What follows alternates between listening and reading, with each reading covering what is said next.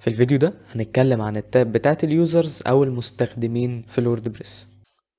هنروح للداشبورد اللي احنا دايما متعودين عليها، بس انت ممكن تلاحظ حاجة في الفيديو ده تحديدا، ان الاليمنتور والحاجات اللي احنا عملناها في الفيديو اللي فات اللي هو كان بتاع بلجنز اتشالت كلها. عشان بس تبقى متابع معايا وعارف انا عملت ايه، انا دخلت على بلجنز مسحت كل البلجنز اللي احنا ضفناها المرة اللي فاتت، يعني عشان يبقى الداشبورد شكلها نضيف ما فيهاش اي حاجة عشان ما تتوهش مني وانا بشرح. اليوزرز بتبقى تحت البلجنز، لو دوسنا عليها هنا هتفتح لنا all users على طول، او ممكن ندوس all users على طول، دي هي دي يعني مفيش فرق. لو دوسنا هنا اليوزرز هتفتح لنا حاجة شبه البلجنز شوية، لو انت فاكر كان نفس الشكل ده برضو. نرجع لليوزرز هنلاقي برضو هنا مكتوب يوزرز اد نيو، وهنا نفس الفلتر كل اليوزرز اللي موجودين. وهنا الادمنستريتور، ايه الادمنستريتور ده رول من رولز الووردبريس، وطبعا دي حاجة يعني هنرجع لها بعدين.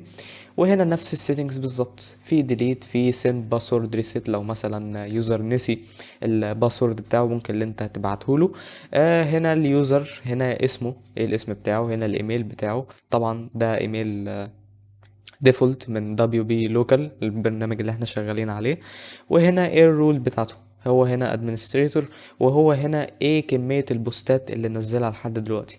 هنا ممكن ان احنا نسيرش على اليوزرز لو احنا عايزين يوزر معين، وفي السكرين اوبشن هنا ايه الحاجات اللي احنا عايزين نظهرها. هل مثلا احنا عايزين البوستات كام بوست نزله، ممكن لا، احنا مش عايزين البوستات كام بوست ننزله، بس احنا ممكن نسيبها. وهنا الباجينيشن دي كام يوزر يظهر لك في الصفحة الواحدة. تخيل معايا اللي احنا مثلا عندنا 1000 يوزر، الموقع او السايت مش هيستحمل اللي انت تعمل هنا ديسبلاي ل1000 يوزر، وتقعد اللي انت تسكرول داون لحد ما تلاقي اليوزر اللي انت عايزه. فهو هنا بيقول لك اوبشن اللي انت ظهر لي في الصفحه الواحده 20 يوزر، وبعد كده لما مثلا يزيدوا او يقلوا بيبقى فيه اوبشن اللي انت ايه تنتقل للصفحه التانية، بيبقى فيهم تاني 20 يوزر، تالت صفحه بيبقى فيها تالت 20 يوزر اللي هم ال 60 يعني لحد ما يجمعوا 60. تمام. بالنسبه هنا لليوزر بيبقى جايب لك هنا الصوره بتاعته واليوزر نيم بتاعه، وهنا بيبقى فيه ادمن، وهنا بيبقى فيه فيو. تمام، يعني حاجات مش صعبة خالص، كلها سهلة. وطبعا لما نضيف يوزرز هنبقى نتحكم فيهم بعدين في الكورس ده. احنا دلوقتي هنا عندنا add new user، تعالوا اللي احنا نعمل يوزر جديد ونشوف في ايه في الصفحة دي. الصفحة دي هتتفتح معاك، هيبقى فيها الفورمز اللي انت شايفها قدامك دي، اليوزر نيم.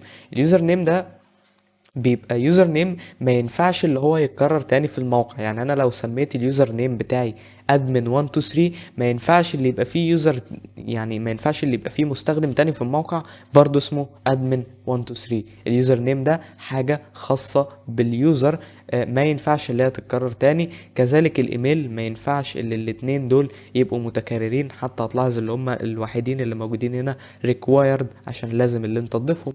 هنا الاسم الاول بقى واللاست نيم والكلام ده، دي كلها حاجات ممكن تتكرر عادي.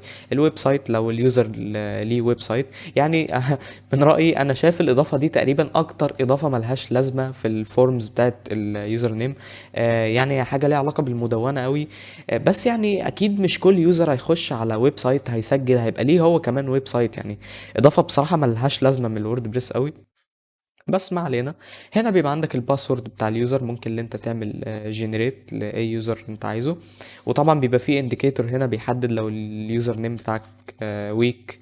طبعا اكيد مفيش حد هيخلي اليوزر نيم بتاعه 1 2 3، بس يعني لو انت عايز باسورد قوي تعرف تحفظه في مكان امن بتعمل له هنا جنريت باسورد. سند يوزر نوتيفيكيشن، انت دلوقتي عملت من هنا يوزر جديد، وحطيت الايميل بتاعه اللي هو ريكوايرد ده، وانت هنا بيجيب لك اوبشن هل اليوزر اللي انت عملت له يوزر جديد على الويب سايت دي هل انت محتاج تبعت له ايميل، يعني انت محتاج تبعت له ايميل على اللي هو الايميل اللي بيبين ده ان في يوزر جديد اتعمل باسمك واتعمل بايميلك في الويب سايت الفلانيه.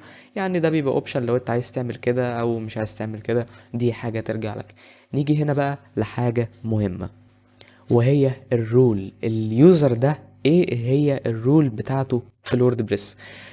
لما نفتح الرولز هنلاقي اللي في حاجتين هم مش موجودين باي ديفولت، يعني اللي موجودين باي ديفولت هم السبسكرايبر والكونتريبيوتور والاوثر والاديتور والادمنستريتور. فكك من الكاستمر والشوب مانجر، دول بس اتضافوا عشان لو تفتكر في الفيديو بتاع بلجنز احنا ضفنا البلجن بتاعت الووكوميرس. الووكوميرس هي اللي بتضيف الاتنين رول دي، وانا لما مسحتها هي ضافتهم وما اتمسحتش معاهم. يعني حاول ان انت تتجنب خالص الشوب مانجر والكاستمر دول. لو انت ماشي معايا بالنص كتطبيق في الفيديوهات هتلاقي اللي هم عندك. لو انت ما نزلتش بلجن الووكوميرس قبل كده هتلاقي اللي دول مش عندك وموجود دول بس، يعني عشان ما تستغربش لو انت ما عندكش دول. فيعني انا حبيت اوضح دي. ايه الرولز دي؟ لازم تبقى عارف ان كل رول منهم بيبقى ليها زي تحكمات معينة في الموقع. مثلا ادمنستريتور، ودي اعلى رول فيهم، بيبقى ليه القدرة اللي هو يتحكم في كل حاجة في الموقع، الاسم والالوان والسيمز والبلجنز والابديتس وكل الحاجات دي. طبعا انا مش هخش في تفاصيل كل رول بيبقى ليها ايه بالظبط، دي هسيبها في الريسورسز بتاعت يوديمي، او لو انت بتشوف في الكورس ده من موقع تاني انا هيبقى سايب لك في الوصف بتاع الحلقة دي تحديدا ايه هي الرولز دي وكل رول بتقدر تعمل ايه في الموقع. بس يعني لو انت بتعمل رول او انت بتعمل يوزر جديد ومش عايز اليوزر ده يبقى يعني هو عبارة عن يوزر عادي ما بيعملش اي حاجة، فدايما بتخليه سبسكرايبر ده بيبقى اقل رول في الموقع، وادمنستريتور بيبقى اعلى رول في الموقع، وطبعا تاني اعلى رول هي الاديتور، تالت اعلى رول هي الاوثر، رابع اعلى رول هي الكونتريبيوتور. فاحنا لو عايزين نعمل يوزر ادمن بنخليه ادمنستريتور، عايزين نعمل يوزر عادي ملوش علاقة اللي هو يعمل اي حاجة في الموقع ومجرد بس اسمه يوزر، بنخليه سبسكرايبر، وفي الاخر بنقول له اد نيو يوزر. وخلي بالك من حاجة، ان الفيلدز دي ما بتبقى ثابته. بمعنى ان لو انت منزل مثلا بلجن زي يوست اس اي او، هتلاحظ اللي فيه هنا فيلدز تانية، اللينك بتاعه الفيسبوك الانستجرام، يعني حاجات هنشوفها لما نستعمل البلجنز دي ونشوف واحنا بناد يوزر هل هيبقى فيه حاجات جديدة ولا لا. نيجي هنا للآخر جزئية في اليوزرز وهي البروفايل. تمام، احنا هنا مش هنعمل اليوزر ده. تمام، بص بقى، في حاجة في البروفايل او الصفحة دي تحديدا، ويعني دي قاعدة لازم تبقى عارفها في الكورس عامة طول ما انا شغال. الحاجة اللي هتلاقيني بتجاهلها او هتلاقيني يعني ما عدتش عليها، اعرف اللي انت بنسبة 0.1% انت هتستعملها. فالحاجات اللي هتلاقيني بتجاهلها وما بشرحهاش صدقني هي ملهاش لازمة وانت مش هتحتاجها اصلا. منهم الفيجوال اديتور والساينتاكس هايلايتنج، دي انا ممكن اسيبها لك في الريسورسز بتاعت الحلقة لو انت عايز تشوفها كبونس انفورميشن، بس هي بجد صدقني انت مش هتستعملها. الحاجة اللي انت ممكن تستعملها هي الادمن كولر سكيم، الالوان. يعني انا الداشبورد طبعا انت متعود عليها من اول الكورس اللي هي كده، بس لا انا احب اقول لك الداشبورد ممكن تبقى كده، ممكن تبقى كده، ممكن تبقى باللون ده، ممكن تبقى باللون ده. انت هنا بتختار اللون اللي انا او اللي انت بتحبه. انا طبعا بحب اللونين ده اللي هو المودرن والميد نايت، دول يعني اشيك لونين من وجهة نظري.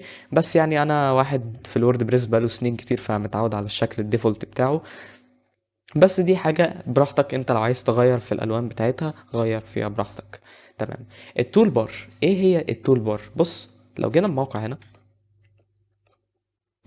فتحنا في صفحة تانية ونيجي نشوفه هنا، شايف التول بار اللي بيبقى موجود فوق ده اللي هو اللي بيبقى دايما معانا موجود هنا؟ انت ممكن ان انت تخفيه، تقول له هنا شو تول بار، هتوقف الاوبشن ده، ونيجي هنا نعمل ابديت ونيجي هنا نشوف الموقع. هتلاحظ ان الادمن تول بار ما بقاش موجود. ودي يعني حاجه مش حلوه خالص لو انت ادمنستريتور شغال في الموقع. انت التول بار ده انت دايما هتبقى محتاجه معاك، وهنفهم ليه بعدين تحديدا. يعني لما نبدا نبني بقى مواقع هتحتاج ليه التول بار ده، او هتفهم ليه التول بار ده مهم جدا وهتفضل دايما محتاجه. هنعمل له سيف تاني. حلو. اللانجوج بتاعت اليوزر الواحده، خلوا بالكم احنا كل ده احنا شغالين على يوزر واحد. يعني مش مثلا لو خليت اللانجوج العربيه وخلينا اللغه بتاعت الادمن ده بالعربي فكده الموقع كله بقى عربي، لا ده انت بتغير سيتنجز ليوزر واحد بس. وبالنسبة صح للموضوع بتاع العربي والانجليزي، في ناس بتحب تشتغل على الوورد بريس بالعربي، وفي ناس بتحب تشتغل عليه انجليزي. وانا بصراحة بفضل ان انا اشتغل انجليزي لكذا سبب. اول حاجة اللي انت مفروض تبقى متعود على الانجليزي، عشان المحتوى الاشد كتعليم دايما هو موجود مع الاجانب، فانت دايما لازم تبقى شغال انجليزي في الداشبورد. وحاجه كمان مهمه جدا، اللي انت الديفلوبرز اللي شغالين على البلجنز بيعملوا البلجن بتاعتهم انجليزي. فانت مثلا ممكن لما تيجي تعرب الموقع او الوورد بريس، هتلاقي اللي فيه بلجنز لسه برضو انجليزي، فهتلاقي الانجليزي داخل في العربي والمنظر مش هيبقى احسن حاجة. فدايما حاول ان انت تعود نفسك اللي انت تبقى شغال على الداشبورد بالانجليزي. هنا هتلاقي شوية معلومات اللي احنا مليناها واحنا بنعمل اد نيو يوزر. اليوزر نيم، طبعا اليوزر نيم خلي بالك اول ما بتعمله ما ينفعش اللي هو يتغير تاني. عادي اللي انت تغير في الفيرست نيم واللاست نيم والنيك نيم. يعني النيك نيم ده اللي هو انا لو هنا مثلا مسمي الفيرست نيم احمد، هنا عزيز، هنا النيك نيم ممكن يبقى احمد عزيز، عزيز احمد، يعني حاجات زي كده. بص هنا هتلاقي طبعا مفيش غير ادمن عشان انا حاطط النيك نيم بس، والنيك نيم ريكوايرد، دي حاجه لازم تخلي بالك منها. الكونتاكت انفو اللي هي الايميل، الايميل ريكوايرد لازم اللي هو يتعمل.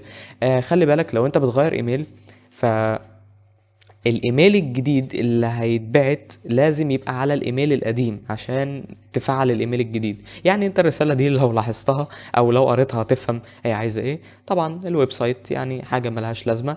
خلي بالك من حاجه، هتلاحظ هنا في الاباوت يور سيلف اللي في حاجه اسمها البايوجرافيكال انفو، دي ما كانتش موجوده وانت بتعمل اد نيو يوزر. يعني لو جينا هنا نعمل اد نيو يوزر هتلاقيها ما كانتش موجوده، وهي بتبقى عبارة عن about us، يعني عنك حاجة كده صغيرة مش حاجة كبيرة قوي. البروفايل بيكتشر طبعا يعني من اغبى برضو الحاجات في الورد بريس اللي انا شفتها، ان البروفايل بيكتشر بتتعدل من موقع اسمه جرافاتار، يعني حاجة ملهاش اي لازمة. فيعني عايزك تتجنب الحتة دي، عشان في بلجن ممكن نضيفها بتخليك اللي انت تedit او اللي انت تعدل الصورة بتاعتك من الورد بريس نفسه. يعني ليه لازم يبقى في ثيرد بارتي ويب سايت تخليك تعدل البروفايل بيكتشر بتاعتك اللي هم جرافاتار؟ حاجة من ضمن الحاجات اللي انا مش فاهمها زي الويب سايت في الورد بريس، يعني حاجة حاول تتجنبها، ما تركزش قوي. اكونت مانجمنت، لو انت عايز تعمل نيو باسورد ليك او يعني عايز تغير الباسورد، هنا في حاجة مهمة اسمها السيشنز. لو انت فاتح اليوزر نيم بتاعك او مسجل عليه من كذا موبايل، مثلا كنت مسجل اليوزر نيم بتاعك مثلا كان على الموبايل كذا ولابتوب كذا وتابلت كذا، لو انت عايز تعمل ترمينيت للسيشن دي كلها، اللي انت تعمل لوج اوت للسيشنز كلها عشان محدش مثلا خد موبايلك يعمل حاجه في الاكونت حاجه زي كده، بتقول له هنا لوج اوت افري ويل ايرس، يعني هيعمل لوج اوت من كل السيشنز دي او كل الاجهزه دي الا الجهاز اللي انت عملت منه لوج اوت. تمام.